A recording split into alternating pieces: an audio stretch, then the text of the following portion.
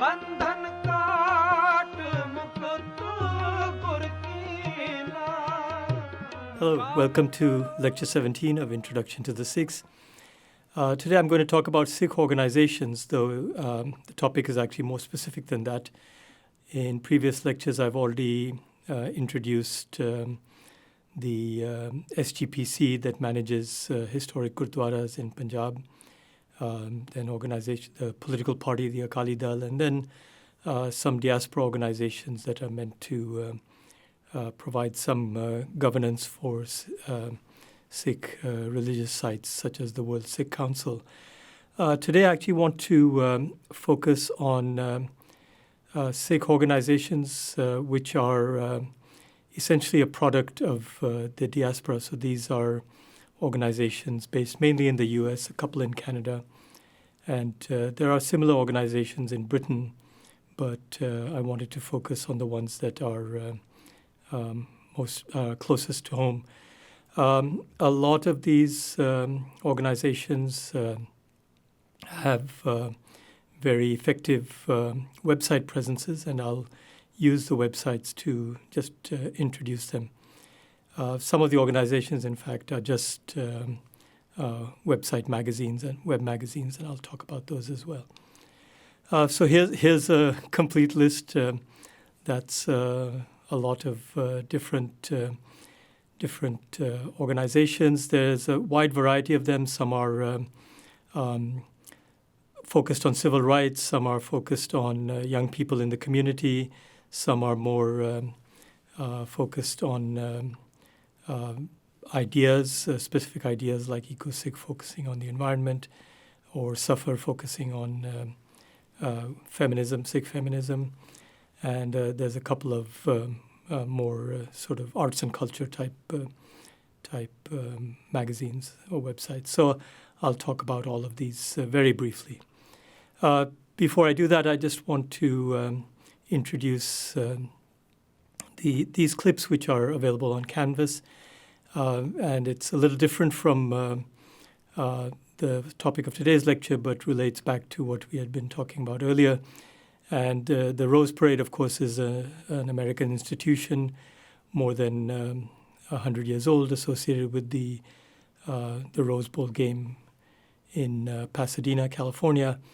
And they have a parade with lots of floral floats. From 2016, Sikh organizations have been participating and entering floats. And these are just clips from each of the 5 years. So you can get a sense of how Sikhs are trying to participate in mainstream events and also to project themselves to a broader constituency. So I'll first start by talking about SALDEF. SALDEF is the Sikh American Legal Defense and Education Fund.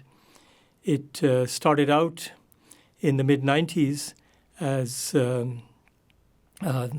the Sikh Media Action Resource Task Force, and its goal was to educate the general population about Sikhs and to protect Sikh civil rights. And I think some of the motivation came also, I think, from the personal experiences of some of the founders who were, for example, very badly bullied growing up in school in the United States. So SALDEF has become quite important in terms of institutionalizing the approach to protecting Sikh civil rights, and they have done campaigns, media campaigns. They have done surveys to see how mainstream Americans understand Sikhs, which turns out to be not very well. And they've also introduced programs like internship programs for young Sikhs, where, for example, they might work with a congressperson for a few weeks, or with some other organization. That program is called Sikh Lead. The connection to politicians is aided by the fact that SALDEF is based in the Washington, D.C. area. One of their activities that is quite nice is that they do a langar on the hill, where they host a langar in one of the congressional buildings and invite Congress people and their staffers, again, to introduce the Sikh community to a broader American audience.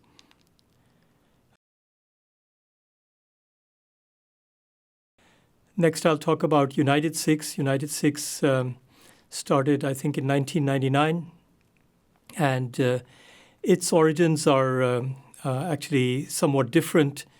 It started out more as a relief organization. The inspiration came from the Sikh tradition of, again, Sarbat Tabala, service to all, wishing the welfare of all, and seva. And in fact, the 2020 Rose Parade float featured Bhai Kanhaiya, a figure from Sikh history who embodied that idea of serving everybody everywhere as needed.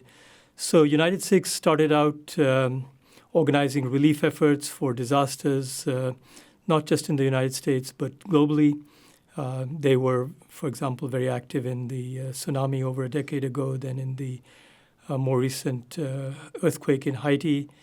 And they are also very quick to respond to natural disasters in the United States, small and large. United Sikhs also is a little different from the other organizations in having a strong presence in the UK and several other countries, Australia, for example. And again, I think that global presence connects to its desire to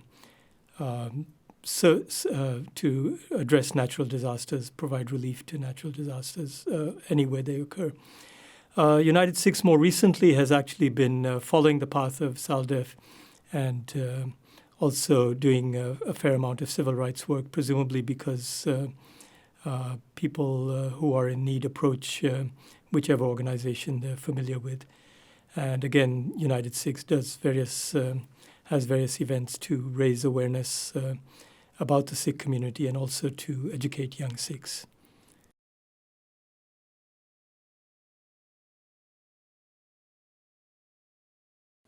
The next organization is the Sikh Coalition. The Sikh Coalition was actually started by, I think, former members of SMART, which became SALDEF. And it was actually specifically started right after 9/11, after the attacks on the World Trade Center and Pentagon in 2001. Again, the focus is very much on civil rights and also on educating the general population. Sikh Coalition has perhaps been the most active or most proactive among these civil rights organizations in terms of connecting with other civil rights organizations and minority groups, and in particular explicitly recognizing that the legal frameworks that they build on were a product of the African American civil rights movement in the 60s. In one of these clips, you can see one of these photos. You can see one of the co-founders of Sikh Coalition, Harpreet Singh, talking to Kamau Bell, and that led Harpreet Singh contacting Bell led to an episode of United Shades of America, which featured the Sikhs, and I'd recommend watching that. There's a lot of interesting, good information in there. So Sikh Coalition also has introduced internship programs or training programs for young Sikhs, and it's right now probably the largest of the three organizations I've mentioned, SALDEF, United Sikhs, and Sikh Coalition, in terms of budget.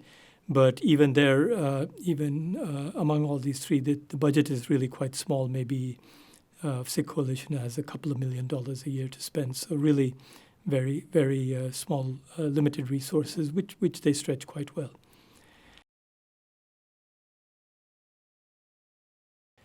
So now we'll turn to a slightly different organization. The Sikh Coalition and United Sikhs are actually based in New York. So all three that I mentioned so far were based on the East Coast and often started by urban professionals.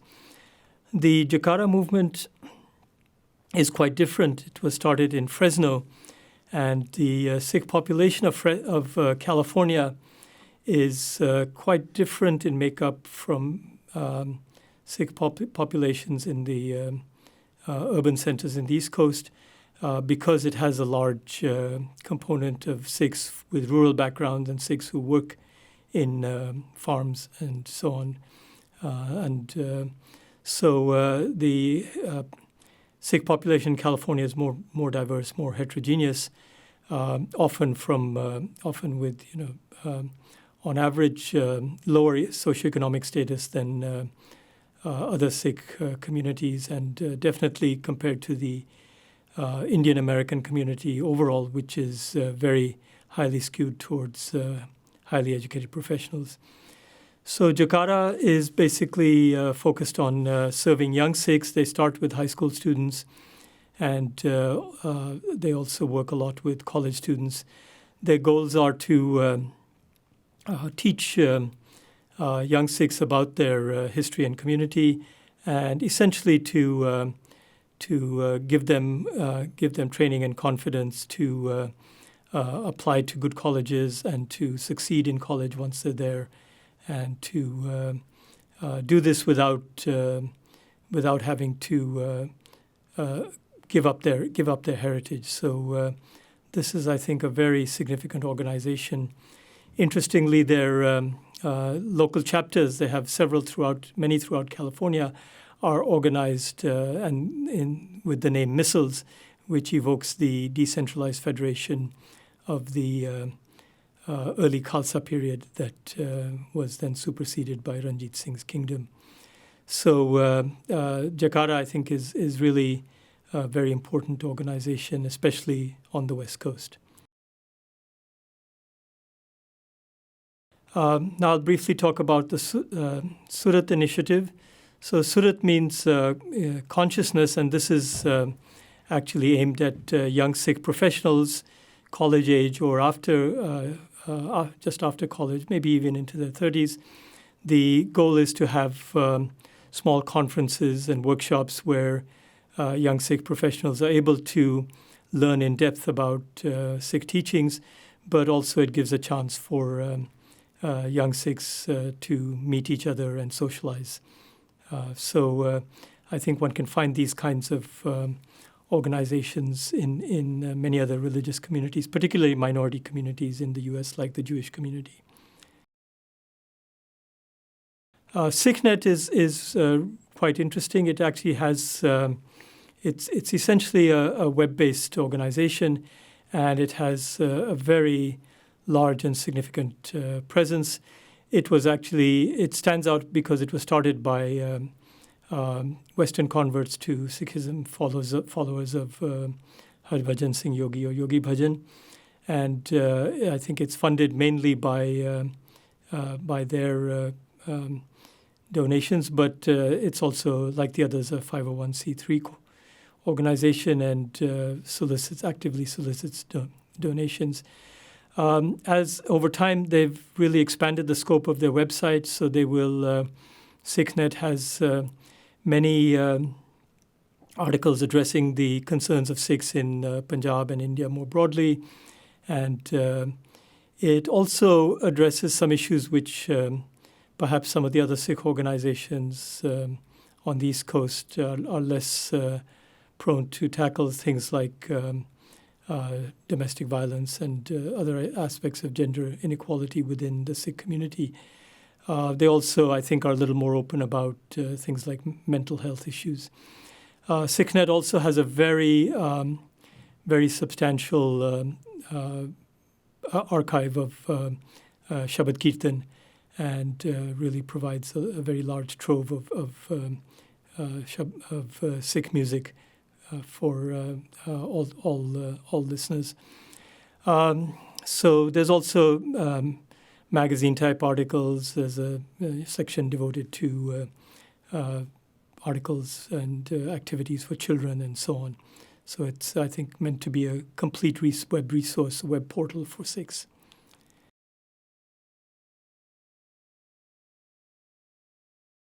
Next, I'll briefly talk about Suffer, which is based in Canada, I think Toronto. And this is the Sikh Feminist Research Institute. And this was started by young Sikh women, again, to address issues of gender inequality and patriarchy within the Sikh community and Punjabi community, perhaps more broadly. As I've said, a lot of these aspects are cultural rather than religion-based. The organization Suffer had started out by organizing, workshops and conferences where they focused on these issues and highlighted the work of young Sikh women, both academics and non-academic professionals, especially in areas like health. Lately, I think they've been relatively dormant, but certainly their website is a presence, and I think the concept is still an important one. So we'll see how this how it comes back.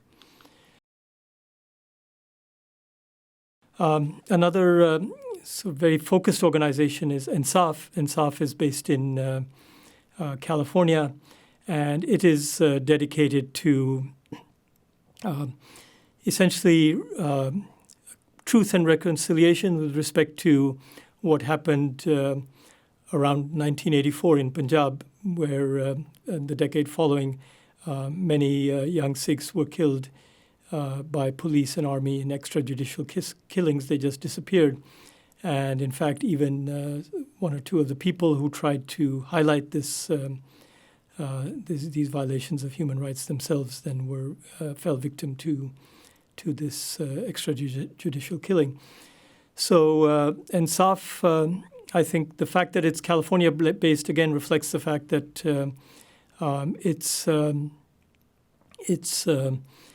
membership, or its founders come from, their families come from rural communities in Punjab that were very heavily impacted by the oppression in Punjab in the 80s. And what they've been doing is both remembering the victors and also victims, and also documenting the perpetrators, so that it's a way of bringing some kind of justice and not letting people forget.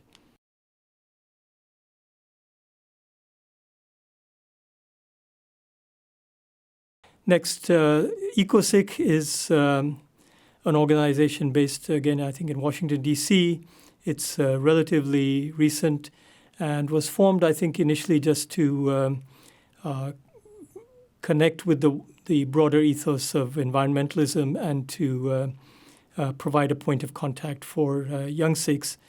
So initially it was fairly lightweight, I guess, in terms of environmental activities. But more recently, it's actually become quite active in Punjab and has done things like launching waste removal and tree planting campaigns in Punjab. And given the severe environmental degradation in Punjab, I think that's very welcome. And for young Sikhs in the U.S., they organize various kinds of activities and events to emphasize caring for the earth and the environment. There's lots of verses in the Guru Granth Sahib which praise nature and creation. And Guru Har Rai, the seventh Guru, was particularly known for his love of nature and love of all living beings.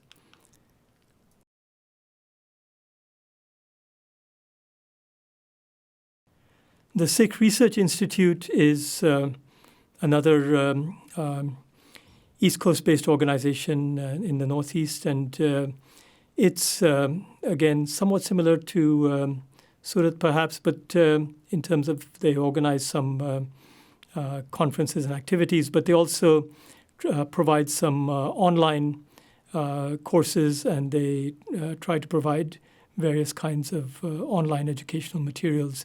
They also provide a lot of materials for Sikhs of all backgrounds to learn more about Sikh heritage, language, religious teachings, and so on.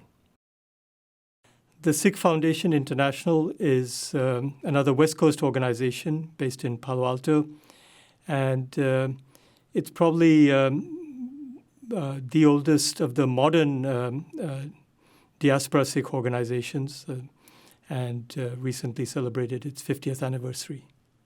A lot of its presence is through its website, where they've had various articles, stories, and so on.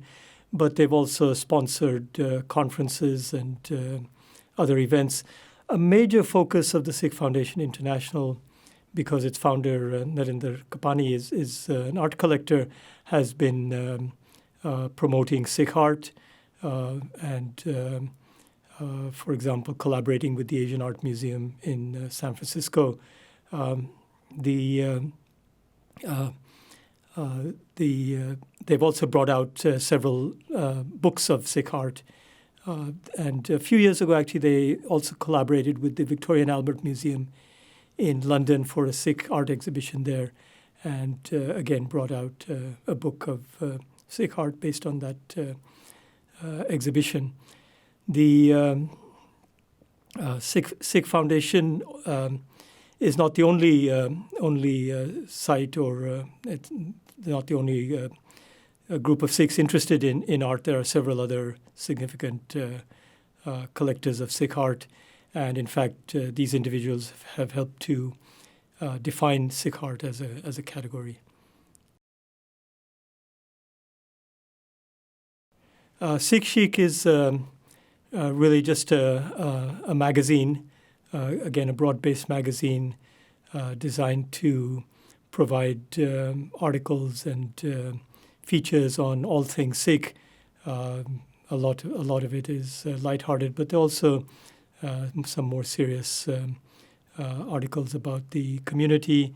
Again, there's often, like Sikh Foundation International or some of the other sites, there's a lot of focus on the positive, emphasizing achievements of Sikhs, particularly in the diaspora, but also back in Punjab and India.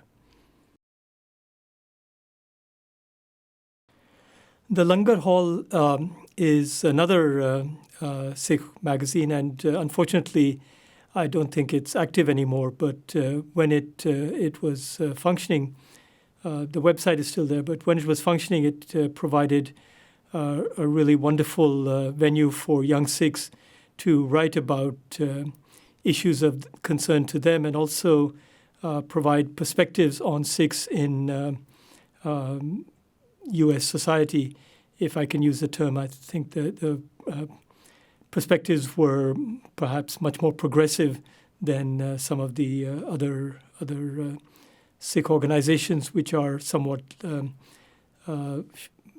more careful about taking political stands that are could be seen as out too far in one direction.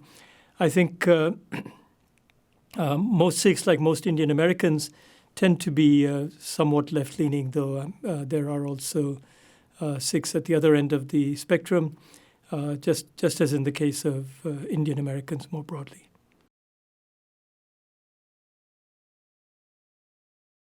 So that was a very quick tour through over a dozen websites featuring various kinds of Sikh organizations. And really, there are many, many more, both in the U.S. and in other countries. And that's without going into the various presences that Sikhs have in Punjab and India. But I think these websites and organizations in the U.S. have been actually quite influential in terms of shaping perceptions of the Sikh community globally.